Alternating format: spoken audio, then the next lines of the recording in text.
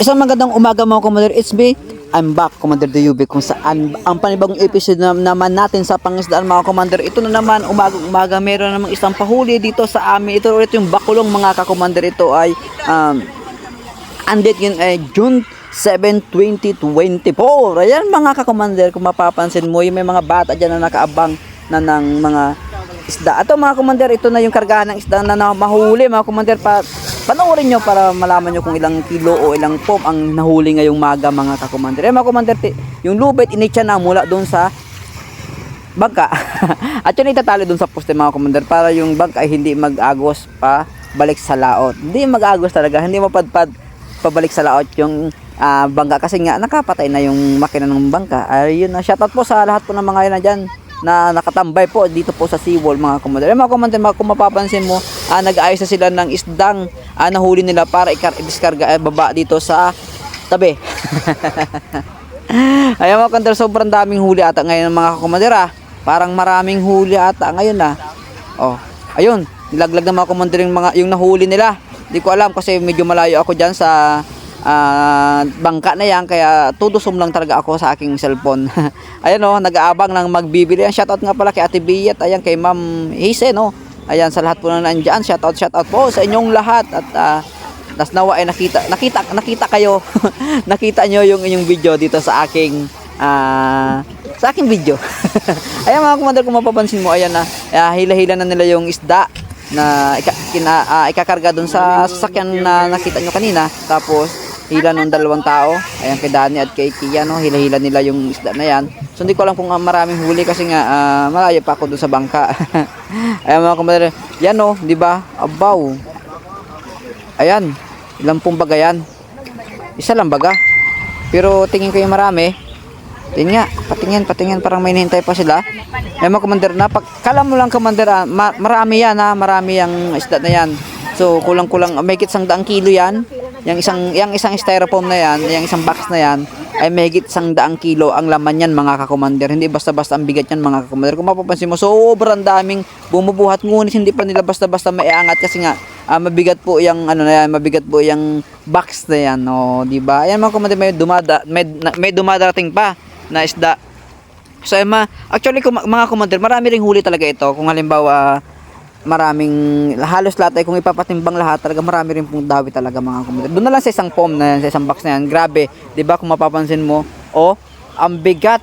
Grabe hirap na 4 na taon gumuguyod niyan, dumagdag pa yung isa, 6 na tao. So hindi lang 100 kilo ang laman niyan mga ka-Commander. So grabe ang bigat niyan mga ka-Commander. Yan 'di ba? Ang hirap nilang may sampad diyan sa hagdan ng hagdan Ayan grabe. 'Di ba? At the same time, so first pa yung bagong huli dito mga Commander. At ang ganda ng dagat dito sa amin ngayon. So napakasarap mag-swimming.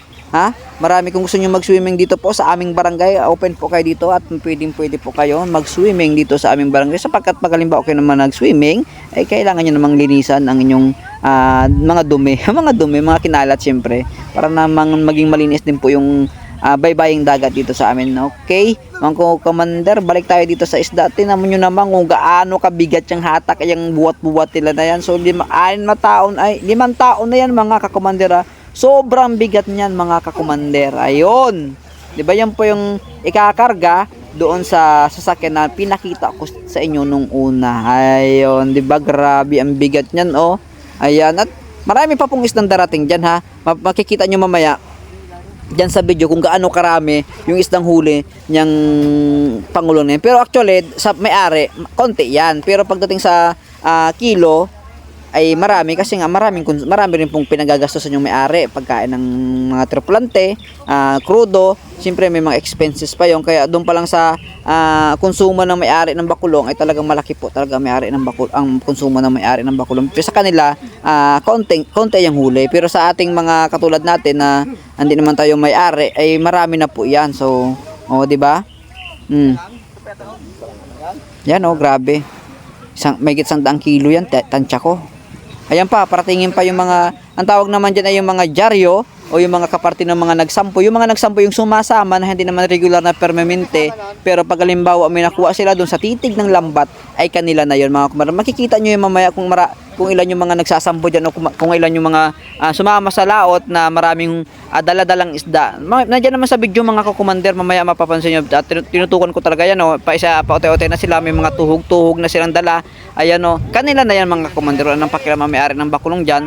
O, di ba? Timba-timba. O, di ba? May mga tuhog-tuhog para mga sinuunang mga mangingisda lang. O, grabe, di ba? Doon pa lang sa pagtuhog-tuhog, may almost nasa 4 kilos or 3 kilos ang bawat isa niyan. So, imagine mo kung marami sila, nasa 20 sila, di ba? Marami pa rin talaga ang isda niyan, di ba, mga commander? O, di ba? Ayan pa, partingin pa yung iba diyan. Marami pa yan. Marami pang nagsasambuo, marami pang medalang isda diyan.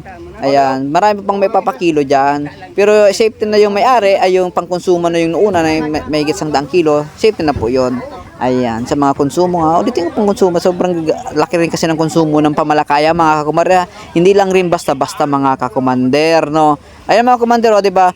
Kanya na ng pilian diyan. Kahit ako nakipili na rin diyan at nakibili na rin diyan, nakipagbartira na ako diyan mga kakumander. So medyo mataas ang presyo ng isda ngayon kasi nga konti yung ang isda ngayon ay medyo kakonti lang yung huli mga kakumander. So marami yan mga kumander na paratingin, di ba? Napapansin mo, grabe tinuhog-tuhog talaga nila di ba? Yan yan may nasa 3 kilo yan.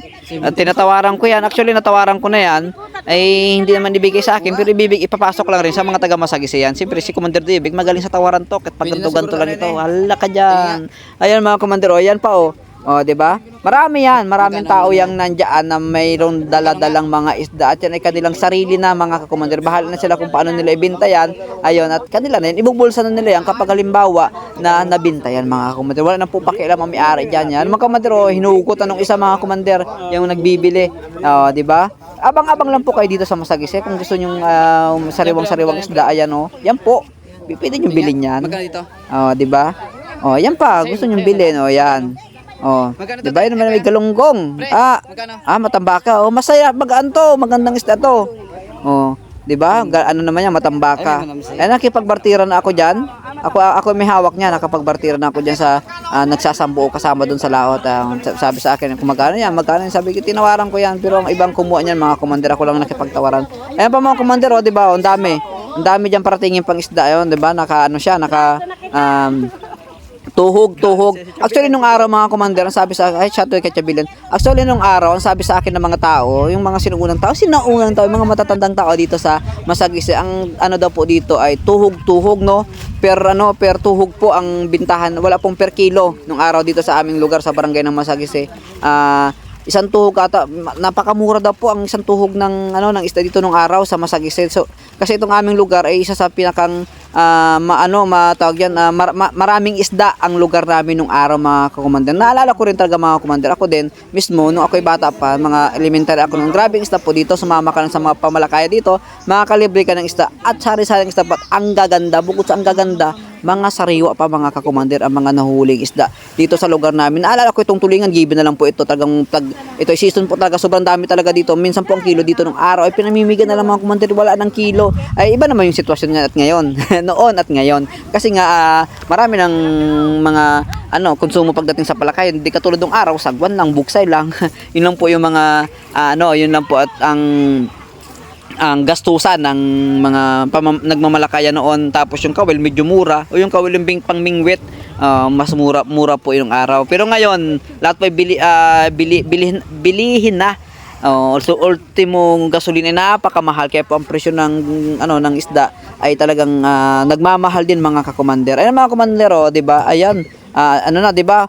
Nakatatlong box yung isang so tatlong box pagpalagay na 30-30 ang hati, o di kaya 40-40, di ba? Nasa 120 kilos din yung isang box na pinaghakot na yun mga kakumander, no? So grabe ang bigat niyan mga kumander. Naalala ko rin mga kumander nung ako ay high school naman, sumasama ako dito, nagsasambo din ako mga kumander. Ako ay nung araw na medyo mayain, ka dyan. Pag nagsasambo ka kasi dapat kapal mooks ka dito. Ayan, pag nagsasambo, pag halimbawa mititig yung lambat, ay kunin mo na pag halimbawa na natapat-tapat na sa'yo na yon mga kakumander. Pero ako na dati medyo mayain ngayon ako, kahit tapat ko na yung isda, ay siyempre, lumalaban tayo ng presyo. Yung pala, hindi pala ganon. Dapat pala pag mo, tapat na yung isda sa'yo, kunin mo na. Gaya marami ang nakikita nyo may mga tuhog-tuhog. Ayun mga commander. Pwede na siguro sa ano yun eh.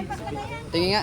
So paano mga commander, hanggang dito na lang yung pagbablog ko. Maraming salamat. Kung nakaabot po kayo sa video ito, paka-share, paki-like naman po. So ayan, God bless all. Maraming salamat at thank you so much sa lahat po na nagsusuporta sa akin.